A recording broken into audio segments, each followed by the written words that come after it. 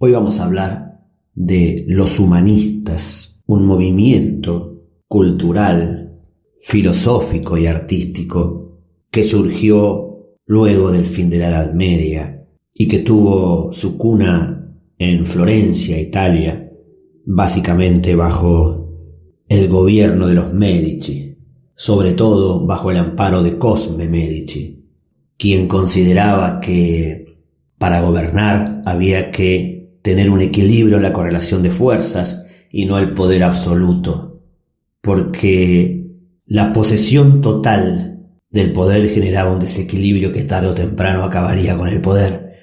Hay que ponerse en contexto porque el humanismo surge como una respuesta a la idea teocrática y teocéntrica, es decir, esta idea de que Dios estaba en el centro y el ser humano en la periferia. Los humanistas ponen al ser humano en el centro y a Dios en la periferia.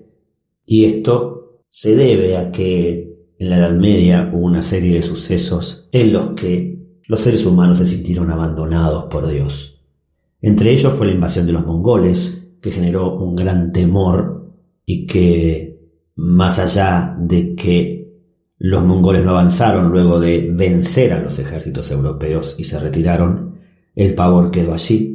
Luego vino la peste, que mató a 3/4 de los habitantes europeos, quienes se preguntaban entonces ¿dónde está Dios? También veían la gran corrupción que había en la curia y cuestionaban a estos vicarios, a estos personajes que intercedían entre el hombre y Dios. Los humanistas desviaron de la religión a la filosofía, del cielo a la tierra, y revelaron una asombrosa generación de riquezas del pensamiento y el arte paganos. Recibieron el nombre de humanisti porque al estudio de la cultura clásica lo llamaban humanità, humanidades.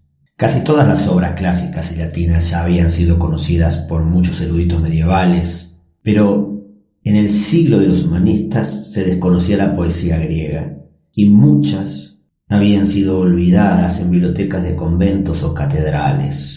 Aquellas poesías olvidadas fueron las que Petrarca y sus sucesores encontraron para realzarla y glorificarla. Y allí aparecieron entonces los textos de Lucrecio, Frontino, Vitruvio, Valerio, etc. También los libros de Tácito, de Plinio el Joven, habían sido rescatados. Pero en realidad, a esta revolución editorial se le puede encontrar también un origen, que es el siguiente. Cuando los turcos invaden Constantinopla, los griegos debieron huir y en su paso hacia Italia empezaron a transmitir la sabiduría que ellos tenían guardada y que los italianos habían olvidado. Eso llevó a que en 1439 griegos e italianos se encontraran, por ejemplo, en un concilio en Florencia para ver las lecciones del lenguaje y hablar sobre Aristóteles y sobre Platón casi como si fuera un dios.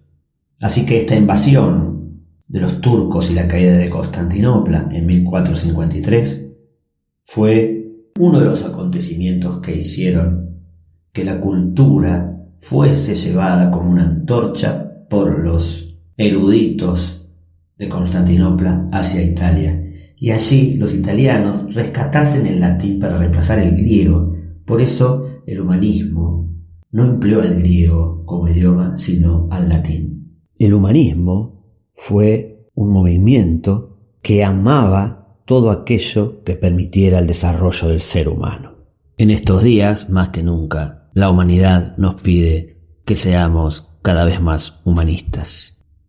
Me despido con un pequeño poema de Francesco Petrarca, quien podríamos decir es uno de los padres fundadores del humanismo y que a través de sus letras trató de tocar el corazón humano. Y este poema dice así: si amor no es, ¿qué es lo que en mí siento? Y si es amor, ¿cuál su naturaleza? Si bueno, ¿cómo siento esta aspereza? Si malo, ¿cómo es dulce este tormento?